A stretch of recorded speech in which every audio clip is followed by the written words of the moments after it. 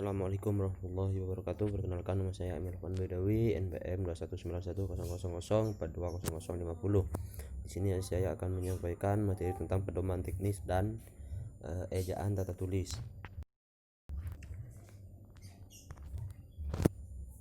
Di sini ada bentuk kebahasaan yang harus diikuti tanda koma. Jadi ada sejumlah kalimat atau kata penghubung yang harus diikuti tanda koma. Salah satu contohnya seperti agaknya, akan tetapi, artinya, misalnya, dalam hal ini, dengan demikian, dengan kata lain, dan sejenisnya. Itu adalah contoh-contoh kalimat yang harus diikuti oleh tanda koma. Terus yang berikutnya, didahului tanda koma. Kalau yang tadi kita bahas tentang kalimat yang diikuti koma, nah sekarang ini adalah kalimat yang didahului tanda koma, seperti padahal, sedangkan, seperti, tetapi, yaitu, atau yakni. Itu adalah contoh-contoh kalimatnya. Terus yang berikutnya tidak didahului tanda koma. Dan kalau ada kalimat yang didahului koma atau diikuti dengan koma, juga ada kalimat yang tidak didahului tanda koma, seperti bahwa, karena, maka, sehingga. Nah, itu adalah contoh-contohnya. Terus berikutnya, bentuk-bentuk kebahasaan yang harus hadir berpasangan karena merupakan idiom atau bentuk senyawa. Jadi maksudnya di sini harus ada dua kalimat, harus berpasangan, seperti contohnya sesuai dengan, terkait dengan, seirama dengan, bertalian dengan, setali dengan, berkenaan dengan, seiring dengan. Nah, itu adalah contoh-contoh bentuk kalimat yang harus berpasangan. Terus yang berikutnya, bentuk-bentuk kebahasaan yang tidak boleh hadir karena berkaitan dengan dimensi, kedaerahan, dan kelisanan. Bentuk kebahasaan yang tidak boleh hadir karena berkaitan dengan dimensi, kedaerahan, dan kelisanan bisa diartikan sebagai bentuk ejaan yang tidak boleh hadir karena unsur kedaerahan dan kelisanan yang ada di tempat tersebut, seperti gimana, gitu, selama, enggak, enggak, nampak, maju ke depan. Dan itu adalah itu yang berkaitan dengan unsur kedaerahan. Terus yang berikutnya, bentuk-bentuk kebahasaan yang salah karena merupakan hasil dari analogi bentuk-bentuk kebahasaan yang salah.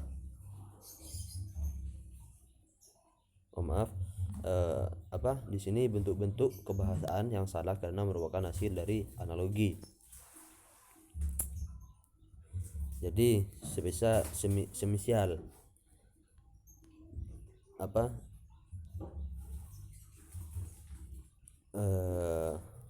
di sini contohnya ada aspalisasi, salokanisasi, sengonisasi, turinisasi, kuningisasi, dan itu adalah bentuk-bentuk kebahasaan yang salah, seperti itu. Jadi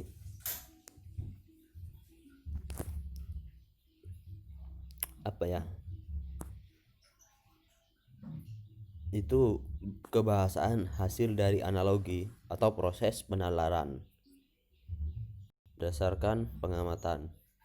Mungkin bisa dikatakan bahwa kalimat-kalimat ini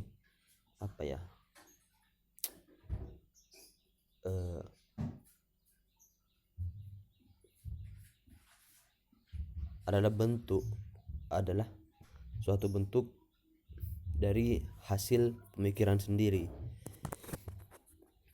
Terus yang berikutnya penulisan gabungan kata. Gabungan kata yang lazim disebut kata majmu', ditulis terpisah.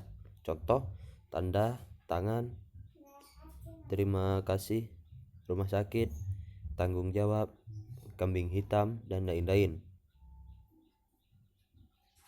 Ini adalah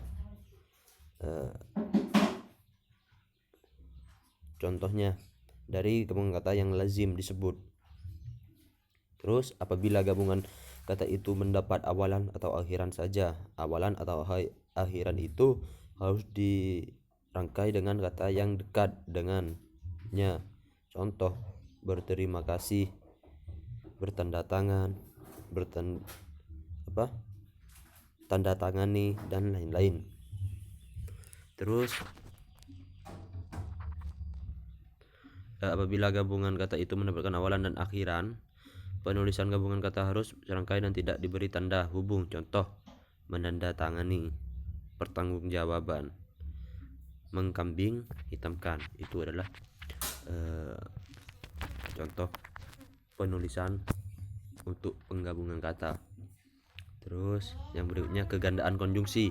Dalam bahasa Indonesia konjungsi digolongkan menjadi dua bentuk, yaitu konjungsi intrakalimat dan konjungsi antar kalimat. Terus di sini ada konjungsi koordinatif dan konjungsi subordinatif. Contohnya, si tikus berlari tanpa arah, tetapi kucing itu mengejarnya. Terus yang berikutnya konjungsi antar kalimat. Contohnya, ketika Mary mau berangkat kuliah tiba-tiba turun hujan. Namun hal itu tidak menyusurkan niat Mary untuk tetap kuliah. Itu adalah konjungsi antar kalimat. Terus yang berikutnya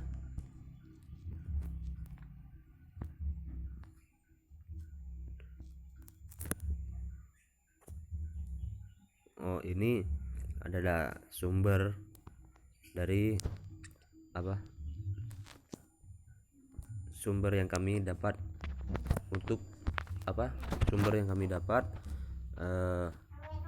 dalam mencari materi yang kami presentasikan lagi. Mungkin hanya itu yang bisa saya sampaikan, kurang lebihnya mohon maaf. Wallahul muwaffiq ila aqwamit thoriq. Assalamualaikum warahmatullahi wabarakatuh.